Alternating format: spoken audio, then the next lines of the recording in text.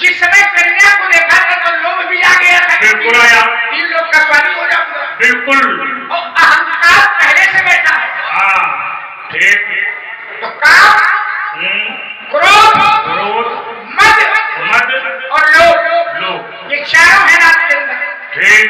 और ब्यास जी, ये 4 वाला रास्ता भगवान तक नहीं जाता। काम, क्रोध, मद, लोभ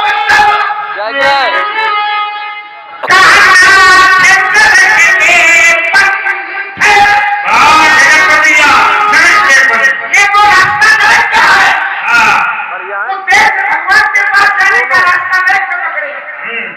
भगवान ने सोचा कि रास्ता के रात का पूरा हो जाएगा तो नरक पहुंच जाएगा। क्योंकि रास्ता, हम जो रास्ता पकड़े हुए हम पहुंचेंगे तो वही गंतव्य लक्ष्य तो वही होगा। बिल्कुल। भगवान ने सोचा कि रात बाबा तो नरक पहुंच जाएगा। भगवान ने देखी कितनी कृपा की, वो रास्ता नरक का पूरा ही नहीं हो रही। क्या किया वो रास्ता नरक जा रहा है।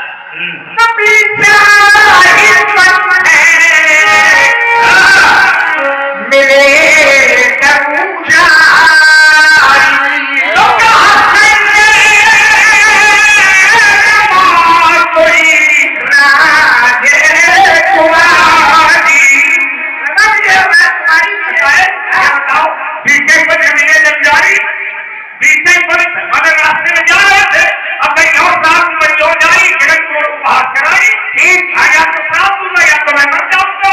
तो भगवान ने सोचा कि ये नरक न चले जाए, तो बीच रास्ते में मिल गए। बीते पर मिले जमदारी संग रमा सोई राजकुमारी। देखिए पंडित जी, हाँ जी, नाक का निश्चय था या तो मृत्यु अपनी, और ये तो भगवान को श्राप तो हाँ अच्छा, तो मृत्यु होगी तो नाक का क्षरण होगा। बिल्कुल होगा। अगर श्राप देंगे तो भगवान का क्षरण होगा। बिल्कुल। देखिए भक्त वत्सल कृपा निधान भगवान कैसे, भगवान ने सोचा कि नारद तुम हमें श्राप नहीं दे, ये ठीक है, लेकिन तुम रास्ता नरक का पकड़े हो और जब तुम नरक पहुंच जाओगे तो हम तुम्हें वहां मिलेंगे नहीं। तो तुमने निश्चय किया कि हम मर जाएंगे, तो तुम मरो और वहां नरक में मरो, यो ठीक नहीं यार।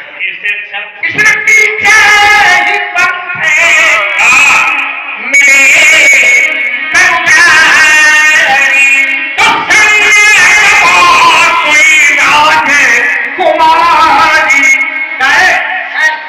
नारद ने जब रमा को देखा होगा जी, लक्ष्मी को, और इसके बाद में 7 राजकुमारी है, जिस राजकुमारी के चक्कर में नारद बंदर बने रहे, वो राजकुमारी भगवान से विवाह करके और फिर नारद के सामने दोबारा आ गई। तो ईमानदारी से बताओ, नारद का क्रोध बढ़ा कि घटा?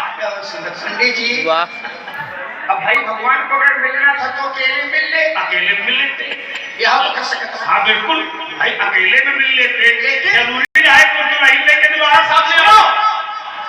मिले तो एक तरफ रमा है और दूसरी तरफ राजकुमारी है।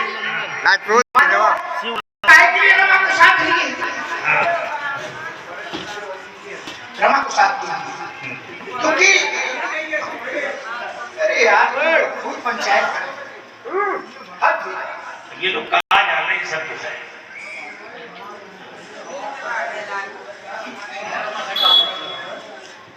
रमा को साथ क्यों लिए? क्योंकि विश्वमोहिनी के स्वयंवर में राजा का रूप बना करके गए थे, भगवान अपने रूप में शरीर में नहीं गए ना, राजकुमार जब हम मिल रहे हैं क्या बात, तो रमा को लिए है और राजकुमारी बगल में है। किनारा कोई दूसरा नहीं ले गया, हम यहाँ ले जाएंगे। वो कहा नहीं है जरे माँ का जरे माँ अब नारद जा रहे हैं क्रोध में। अब देखिए भगवान की पूत देखिए जरा कैसा बेगे कर रहे हैं, जा रहे बड़े क्रोध में तामस में। तो भगवान ने कहा नारद से, मुनि कहाँ चले वो फिकल की नारी, महाराज कहाँ बिगड़ हुए जा रहे हैं? नारद बाबा प्रसन्न भी हुए हैं ना भाई, फिर क्या करें? नारद बाबा प्रसन्न हुए ना भाई, नारद बाबा प्रसन्न नहीं गए। नारद बाबा तो जैसे गए, कहाँ चले बिगड़ की नाई, इधर सुनो, ओम के जगदीश हरे नहीं, वो जो नहीं कहना था वो नारद ने भगवान को कहा। अदरक चार को हमारे मुंह से तो शोभा नहीं देगा। तुम जरा ईमानदारी से बताओ, नारद ने क्या क्या कहा भगवान को? मैंने तुम्हारे मुंह से शोभा नहीं हम ऐसा बोल में नहीं पाएंगे ना, इसलिए नहीं बोल पाएंगे क्योंकि हम तो नारद जैसे ब्रह्मचारी तो है नहीं। और आप हमारे भाई सुनंदन जीराजपुर घिरवा आपकी ओर से 51 घटनाएं भगवान परशुराम जी महाराज लक्ष्मण जी के चरणों के हेठ है। बहुत बहुत धन्यवाद संवाद। मैंने समझ लिया था महाराज कि ज्ञान मार्ग में जगत का पतन होता तो नास्तिक बनता। बिल्कुल बिल्कुल। और नारद विष्णु भगत कुल ज्ञानी है, ज्ञानी है। अब ज्ञान मार्ग में पतन हो रहा है, नास्तिक बन रहे हैं नारद। दुनिया के शब्द कोश में जितने अपशब्द थे वो सब नारद ने भगवान क्या क्या नहीं कहा। परम स्वतंत्र न सर पर भावे मने करो तुम सुन। परम स्वतंत्र हो, तुम्हारे ऊपर कोई नहीं है। कहा की परिचय सबका एक शब्द आया रामचरित मानस का शब्दकोश बड़ा विचित्र है। अभी हमने एक महात्मा से पूछा, मुझे मालूम है। अरे ठगिया सबके साथ तुमने विवाह किया।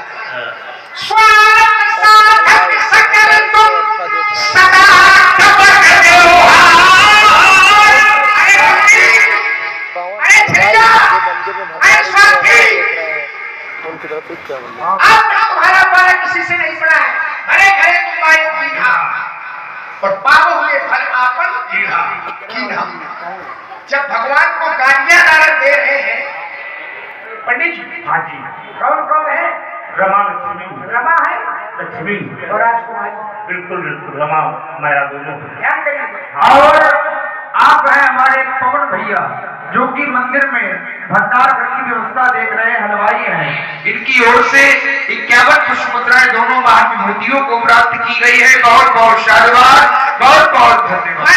हाँ जी, जिस समय नाम भगवान का अपमान कर रहे हैं तो रमा राजकुमारी दोनों है, और राजकुमारी का मतलब माया, और माया वाली सब माया का परिवार, संसार माया का परिवार है।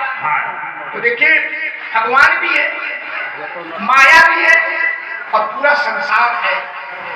तब नारद भगवान का अपमान कर रहे हैं।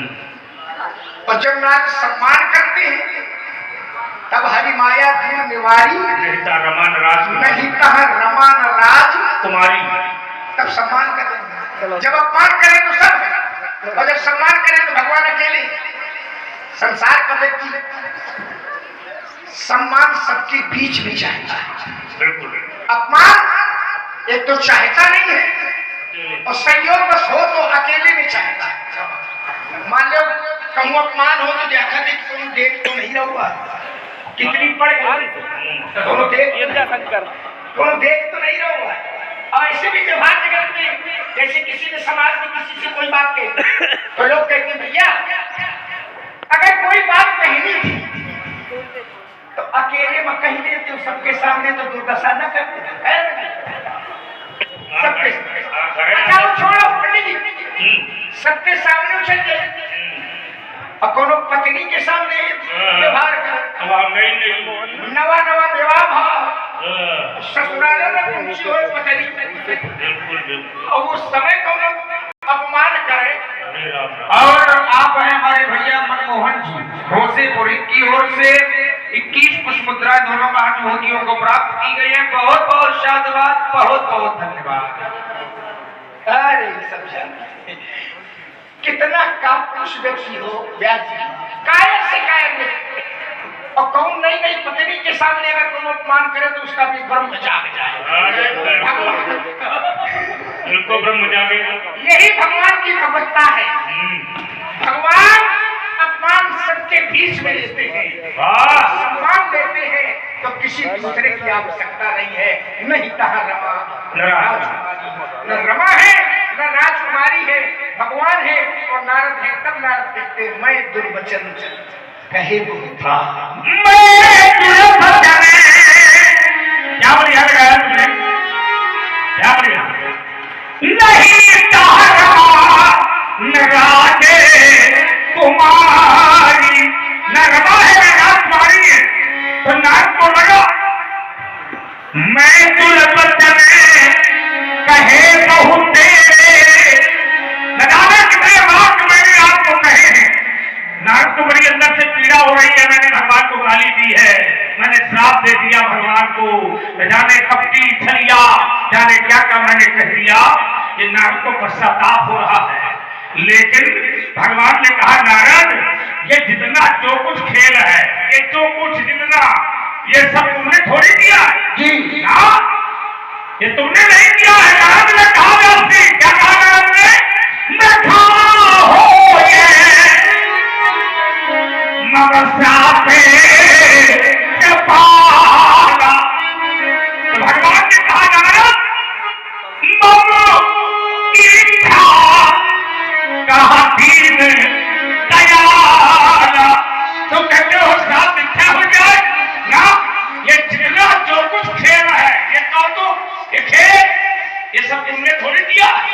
ये जो श्राप तुमने दिया है, जो कपटी छलिया जो कुछ तुमने कहा है, ये सब मेरी इच्छा थी कि तुम कहा। यही तो बात थी पंडित जी। हाँ जी, व्यास जी पहुंच जाएंगे मैं जहां इनको ले जाना चाहता हूँ।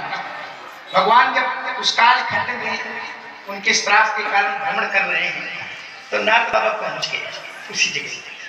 तो नाथ बाबा ने भगवान से कहा, उन्होंने कहा कि मेरा श्राप अंगीकार करके घूम रहे। तो नाथ बाबा ने भगवान से पूछा, तब विवाह में चाहूं की ना, तो के ही कारण प्रभु करे, बड़ा तगड़ा आदेश आप हमारी गए। तब विवाह में चाहूं की ना, के ही कारण प्रभु करे। नबी कहा क्या कारण था नारद? आपने मेरा विवाह नहीं होने दिया, कौन सा कारण था? भगवान ने कहा नारद, एक तो तुम ब्रह्मचारी थे, काम विजेता थे। बिल्कुल सर। मैं अगर तुम्हारा विवाह करा देता तो तुम काम विजेता कैसे नहीं थे, ब्रह्मचारी कैसे नहीं थे? दूसरा एक कारण और कि नाग विवाह करना तो चाहते थे, लेकिन व्याधि करना किससे चाहते थे? भगवान को अपना पिता मानते हैं, माता, तो वो जो माया है माँ, वो भगवान की आज्ञा शक्ति है। बिल्कुल। तो अगर भगवान पिता है तो वो माता हुई गई। तो नाथ बाबा विवाह तो करना चाहते थे, लेकिन किससे करना चाहते थे? हाँ, कहाँ चलती थे तुम? दालत में।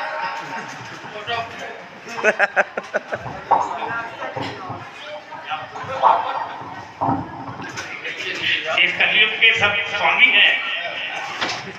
तो बड़ी कठिन है अगर पता। और क्या, कलयुग का स्वामी एक है मिला है। बिल्कुल, हम लोगों पर ध्यान केंद्रित करते हैं, हाँ, बाधा नहीं चाहिए।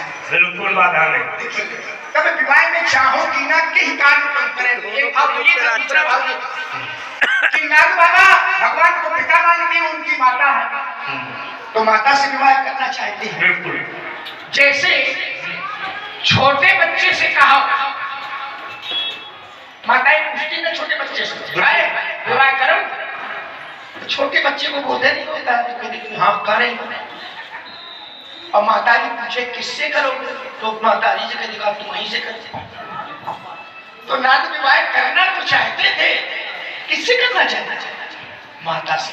नाथ भक्त हैं, छोटे बालक हैं, भगवान कहते हैं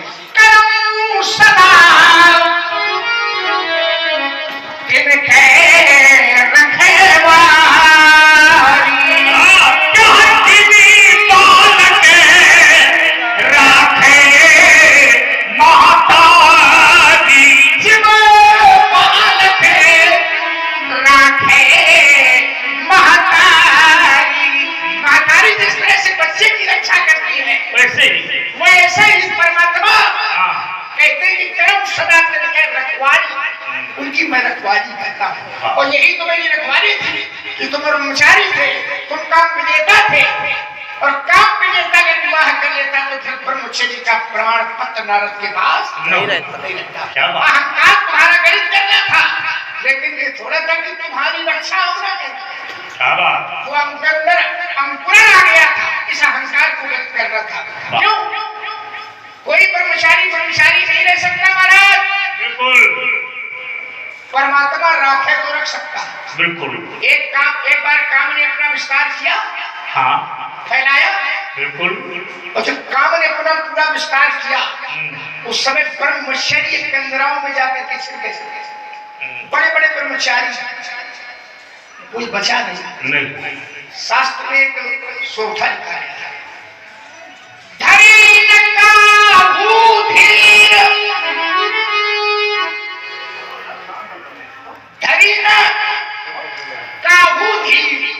काहूधीर माने कोई बचा नहीं। सबके मन सिज हरे, सबके मन सिज माने कामदेव ने सबके मन को हर दिया। तो क्या कोई बचा नहीं? कोई बचा। कौन बचा? जे राखे रघुवीर ते उबरे तिरुतार। उस काल में काम के प्रकोप से केवल वही बचा जिसको परमात्मा ने बचाया।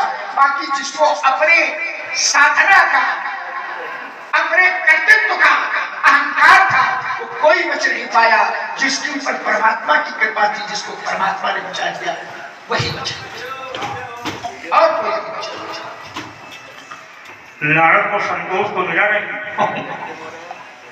कैलाश फिर भी संतोष नहीं मिला। फिर भी वो कह रहे थे